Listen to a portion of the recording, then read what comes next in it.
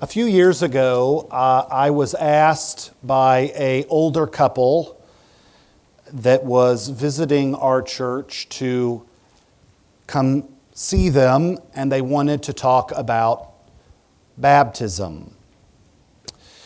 So I set up the appointment, went to their house, and sat down with them, and I asked them a question like I ask every other baptismal candidate. Why? Why do you want to be baptized? And the gentleman, the husband, said, well, my wife and I are getting up in years, and we have done everything we know to ensure ourselves in getting into heaven. We have gone on a lot of mission trips. We have invested our money in dozens of charitable organizations, and we've been involved in many local churches through the years. But we have never been baptized. And because we're getting up in years, we want to leave no stone unturned to ensure that we're members of God's family.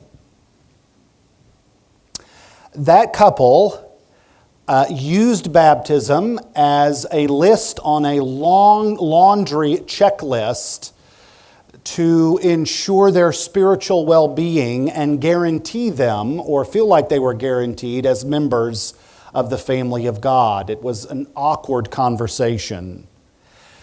But that is exactly, beloved, where Paul finds himself in the church of Galatia. They have had a series of lists on a laundry list of checklists to ensure that they're members of the family of God. And circumcision, like baptism for this couple, seems to be the last stone unturned by the Galatian church.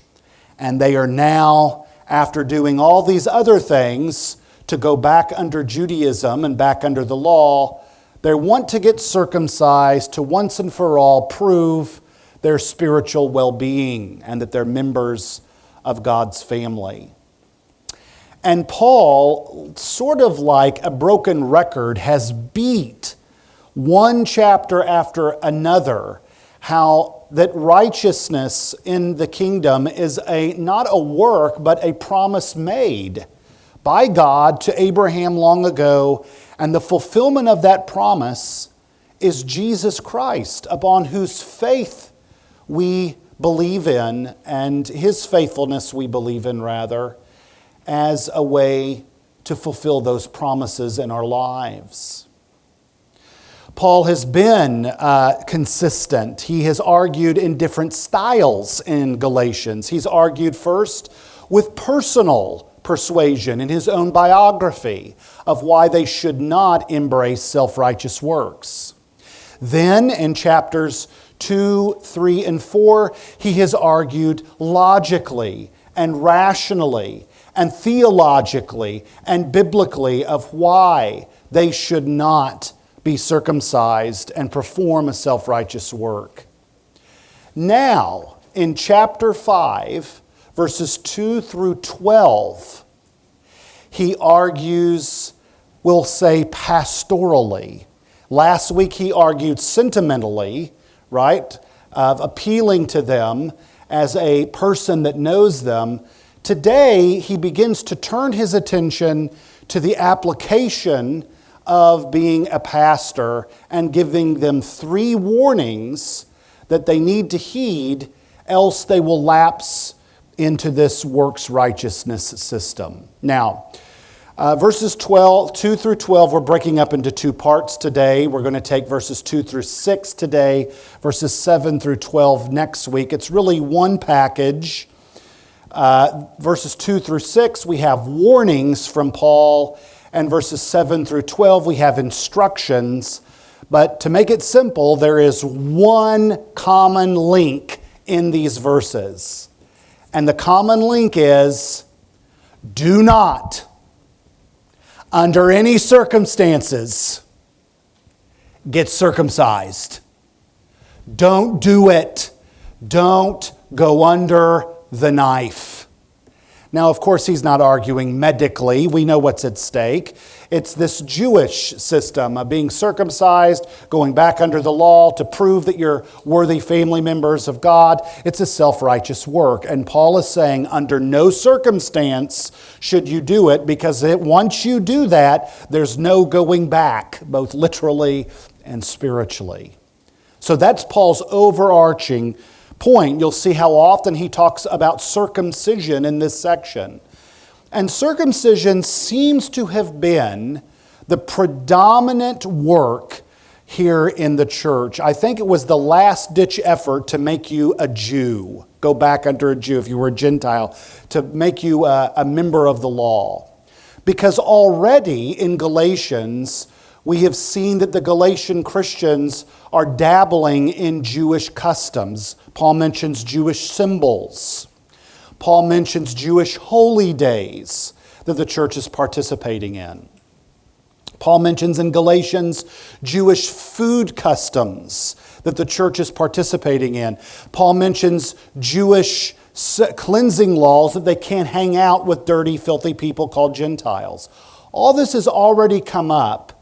But the implication in these verses is that most of this church have not yet been circumcised. Otherwise, he wouldn't warn them not to do it. So circumcision, like in the illustration of this couple I was talking with baptism, seems to be the final step one makes, which that would be a final step, wouldn't it? To go all in and become Jewish, and to go back under Mosaic law. And this admonition is, don't do it. Now, for our purposes today, I'd like to present to you 3 warnings of why you should not depend on self-righteous works as a way of getting into the family of God. Now, I'm going to label it circumcision because that's what's going on in Galatians, but most of us don't struggle with circumcision as a self-righteous work. Some of us struggle with other issues that massage our egos. Our prayer life, our quiet time, for example, our efforts in the local church, our comparisons with others. But any self-righteous work and an attempt to depend on that self-righteous work as a means of you entering the family of God is being warned against in this section. Let's take the first warning here. Warning number 1. If you perform a work, in this case circumcision, verse 2, to get into God's family, the Messiah will be of no use to you. For us, on this side of things, we would say, if you are thinking about relying on any self-righteous effort as entrance and to keep you in the family, then Jesus doesn't matter. What he came to do doesn't matter. That's what Paul is arguing in verse 2. He's already argued it before in chapter 3, but he comes again in verse 2, and he starts acting like a parent. Have you ever had your mom or your dad, if they're getting on to you because you're not listening, or if they're going on a trip and they want you to listen to one thing, they speak in exclamatory ways like Paul does. They may say, listen, be quiet, your mama's talking. Or, I'm your dad, listen to me. That's precisely how Paul's leading in verse 2. Listen, this is Paul talking. You know, the one who birthed you in Jesus. I was with you 3 years, and I led all of you to Christ. It's me talking now. Your dad in the faith. Listen up. Almost as if he's talking to a petulant child who won't listen anymore. And so the dad's saying, you do that one more time, you're out, and don't you come back. That's the stakes here. And what does Paul say at the end of verse 2? If you let yourselves be circumcised, then Christ will be of no benefit to you at all. So here is an if-then condition. If this happens, then this happens, or an either or. People will often use arguments of either or as if there's no alternative choices. I know a lot of people like that. It's always beating the pulpit, lightning rod. Everything is, a dramatic moment and you've got to choose. Most things in life are not like that. If people say either or, there's a lot of alternatives in the middle, and that's just polarizing to relationships to imply that there's only two choices. Except in matters of the gospel. Then there truly is. You're either on this road or on this one. There is no spiritual Switzerlands. You can't hide. And Paul, with this if-then, and particularly when we know what the Judaizers were saying, this is now the time to choose. There's no middle ground. Paul says, if you allow yourselves to be circumcised, Christ is of no value to you. If we understand what the Judaizers were saying, now it is high noon. Because back in Acts chapter 15, verses 1 and 5 at the Jerusalem Council, they told us what the Judaizers were out there saying. Do you remember? The Judaizers were preaching, unless you're circumcised and keep the Mosaic law, you cannot be saved. That's what the Judaizers are saying. Unless you've been circumcised, you can't get into the family. And here in Galatians 5:2, Paul is saying, if you get circumcised, you're not in the family. So there's no hiding now. Paul, with this warning, is laying down the gauntlet. It is either or. Billy Graham, when he was alive and in his glory days, Billy Graham, it's been said, he only had one sermon. He just preached it 4,000 different ways. Just tell a story and say, come to Christ and give an altar call. And he did have a simple way of communicating. But where Graham, for better or for worse, I'll let you argue, but where his forte was in closing the deal, as he used to say.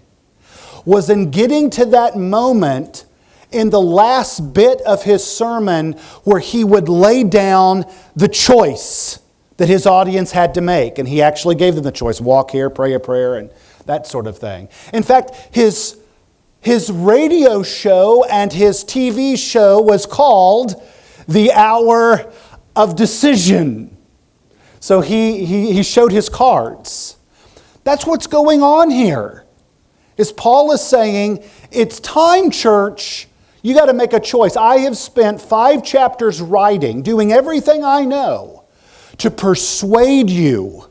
Now it's time for application. And I am telling you, those of you, the knife is being sharpened, you who are getting ready to go, these Gentiles getting ready to go under the knife to prove you're in the family, you do that, you're outside the family. And the Judaizers are saying you got to do it to be inside. So if covenant status comes through the law, which is what the Judaizers are arguing, Paul is saying you don't need a Messiah. This is a question I posed a few weeks ago. We were in chapter 3 when Paul dealt with this. Many of you have friends that are in this self-righteous world. A provocative question to ask them is, why does Jesus need to die and raise from the dead in your system? If it's all about you and you got to do this to get in, what's the point of the cross? What are we here for, singing about the cross? What are we here for, living in the resurrection? We're going to take communion in a few minutes. What a joke. If we can go out and do a work to justify us in right standing before God. Paul is saying, you do that, you don't know, the Messiah's work is a waste. Warning number 2. If you perform a work, a religious work, here's circumcision, to get into God's family, you would have to keep the entire Torah. This is verse 3. I testify again. That I testify again means he's already talked about it, which he has. Remember chapter 3 and 4. Every man who lets himself be circumcised, or every person in this room who allows themselves to put confidence in self-righteous works as a means of getting into the family, is obligated to go the full Monty and obey everything to be perfect. That's what Paul is saying. So he repeats the principle he went at in chapter 3, only a different way. And he is saying, look, if you are going to get circumcised, you got to go the whole way now and obey all the law. You don't get a choice. Today I won't, today I will. And Paul is the visual aid, isn't he?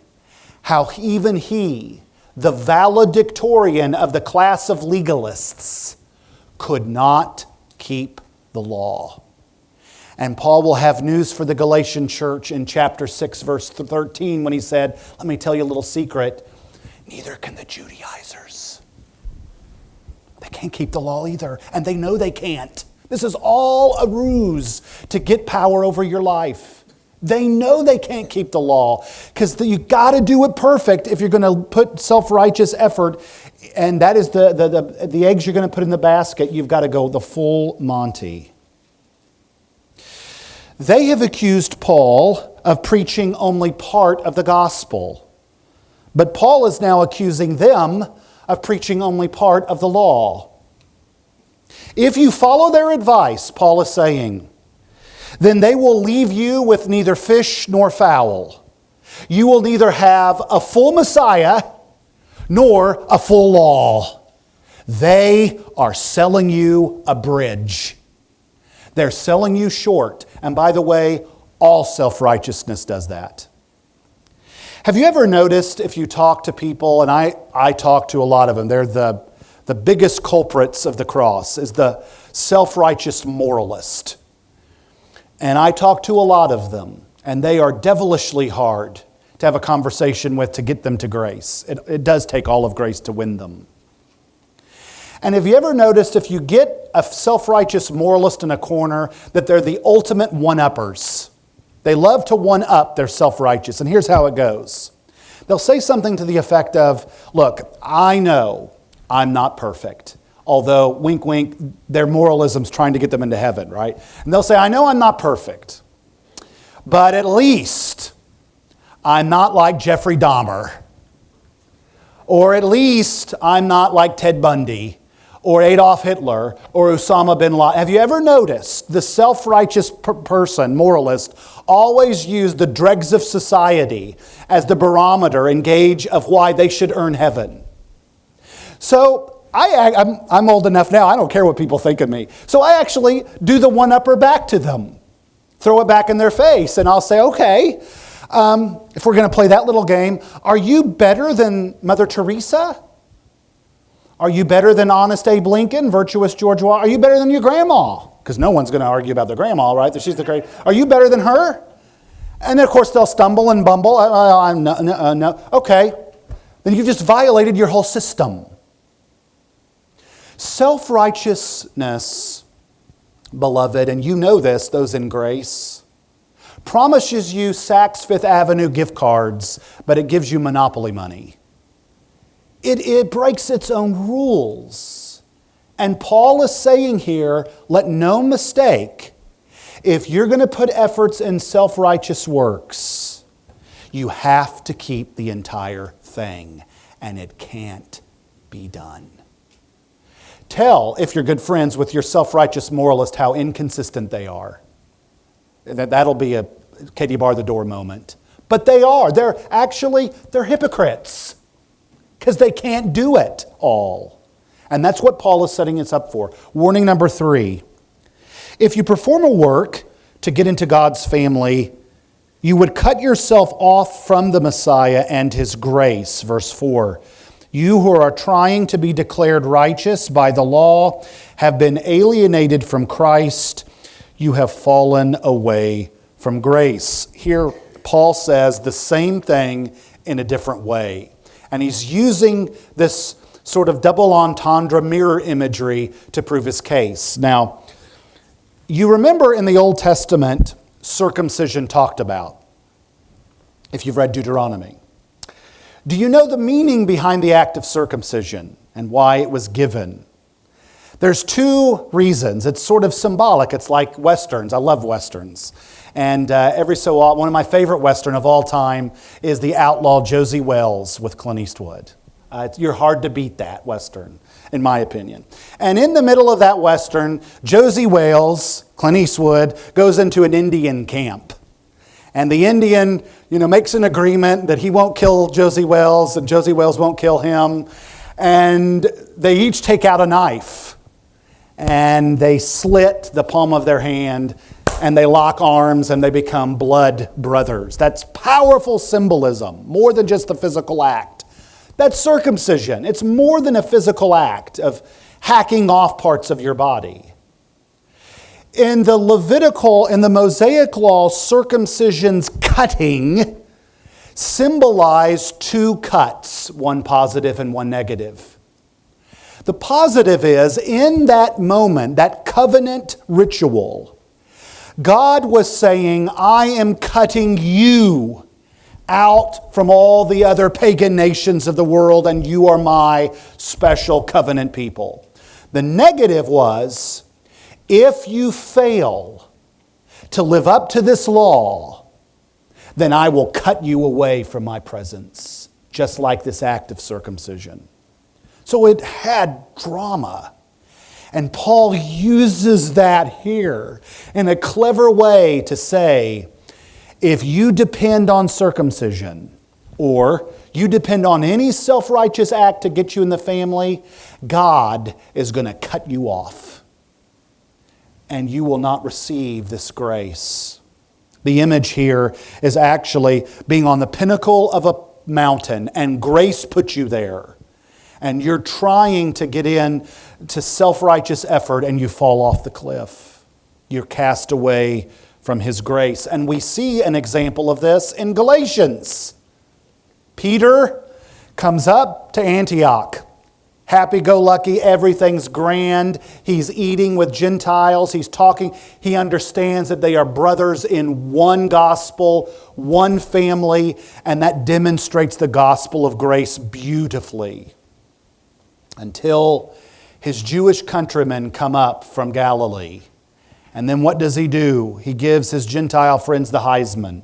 He backs away. He sits in his own table, doesn't fraternize with Gentiles, doesn't eat with them, doesn't allow them to come in, only Jews. And Paul, you'll recall, calls this hypocrisy and a falling away of grace. If Peter could do it, he would have done it there. He would have been cut off. Why? Because he's showing himself through his moral effort that is his status as a member of the family. My father is a rich man. He wears a rich man's cloak. He gave me the keys to his kingdom coming.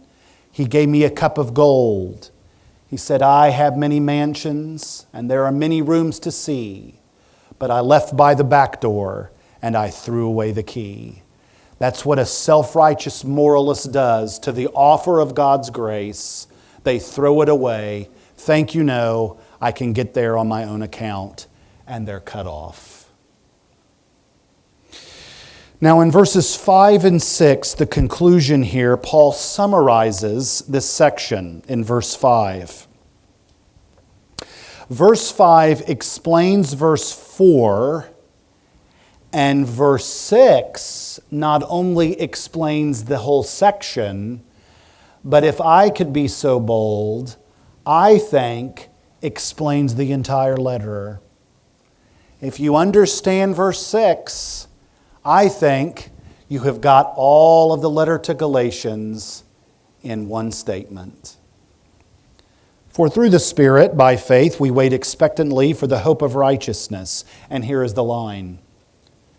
For in Christ Jesus, neither circumcision nor uncircumcision carries any weight. Doing self-righteous works, not doing self-righteous works, doesn't matter as long as you're identified with Jesus. The only thing that matters is faith working through love. The Jews had a hope that upon their descent that said, we have Abraham as our father. Both John the Baptist and Jesus before Paul went after the Jews on this. In fact, they said the rocks can cry out. Just because you have the DNA of Abraham doesn't mean that you're God's children. God can fashion children out of these stones. He doesn't need you. But they looked at the Gentiles as uncircumcised, and because of their DNA, they despised them and they believed they were in God's family. Brothers and sisters, Paul is saying, we have no such hope today. We cannot expect by virtue of the parents we were born into to get into the family of God. We cannot say that our pedigree, we cannot have any confidence in any ceremonies, in our baptism, in our taking of communion, in our going to church, in our confirmation, in our ceremonies of any kind, has no measure of hope other than Christ and Christ alone. The efforts to get into God's family with self-righteous works are as wide as the North Pole is from the South Pole. We rest on Jesus Christ crucified, risen, who is all our salvation and the author and finisher of our faith. Jesus Christ is enough, and He's everything. And that is what Paul is saying. You stake your confidence in getting into the family on Christ, the solid rock we stand.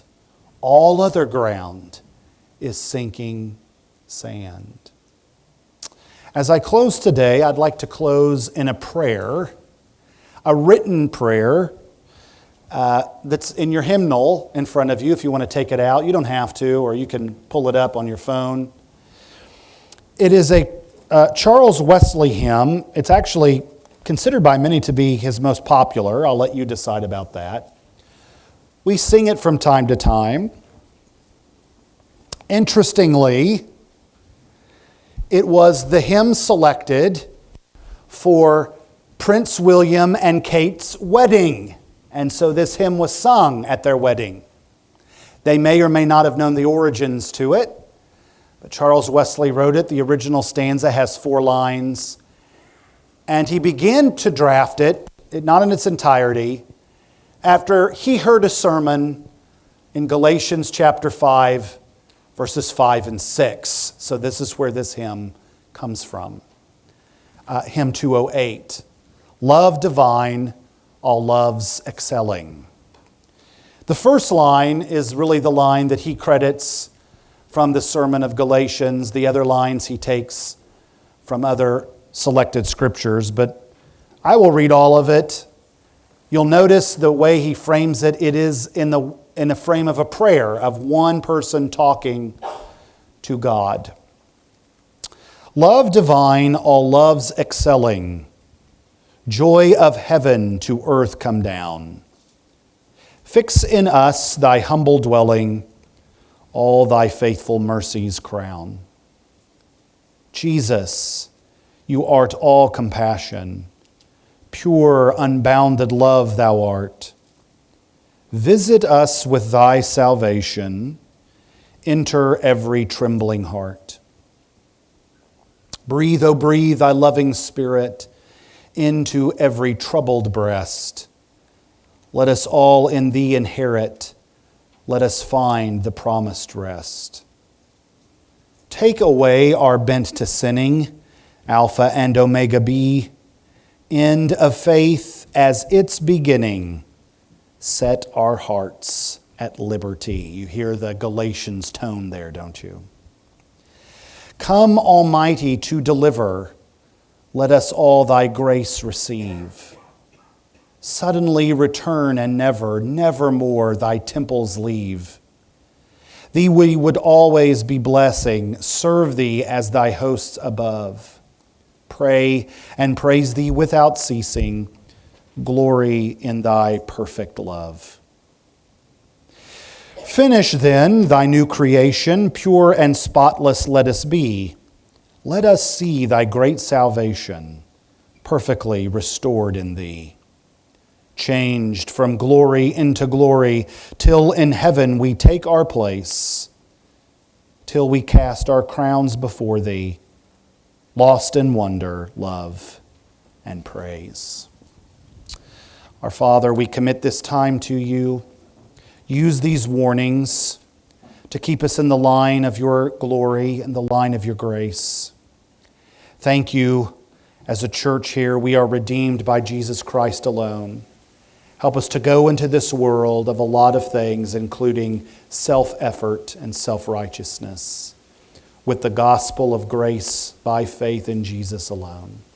This we ask in your name and for your sake. Amen.